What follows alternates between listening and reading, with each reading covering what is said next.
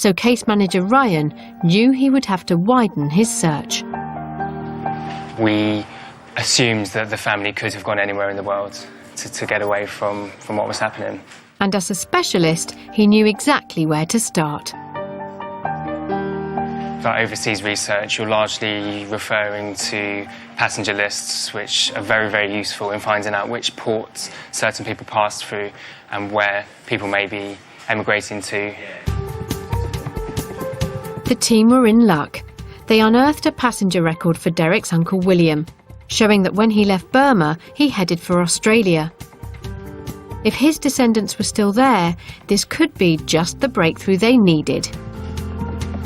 Due to data restrictions in Australia, it's hard to search through vital indexes that may have been relatively recent. It's also harder to search through recent electoral registers. Luckily, in this case, we were able to find an obituary record for the uncle, which led us to his children in Australia. This was great news. By tracing William's 2 children, the team had found their first heirs. But the search did not end there, as they still needed to track down Derek's other cousin, Susan. The paternal uncle Clement actually ended up in the UK. We were able to find an incoming passenger list that suggested that he boarded over here.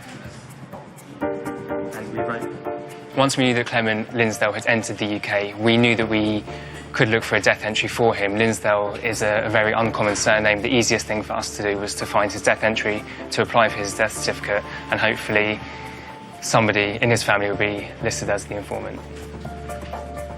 Luckily, we found out that his daughter was listed as the informant on his death certificate, which enabled us to track her down and let her know that she's going to be due some money from her cousin's estate. For Derek's cousin Susan, the news came completely out of the blue.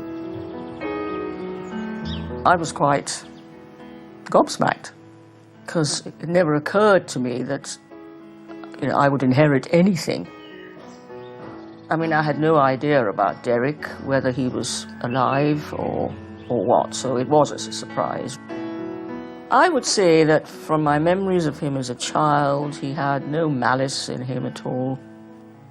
Derek was always known in the family as being very quiet and very much under his mother's influence, and as far as we knew, had never married. He and his parents bought a house in Welling, where he still lived after they both died.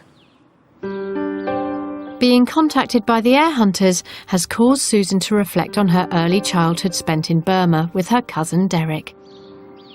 From what I can remember of Burma, it was lovely. The Burmese are laid-back people, really, very relaxed. I never had any angst. First time I read, which I suppose is what shook me so much, was when we were bombed. And suddenly, this lovely, idyllic childhood world was totally shattered.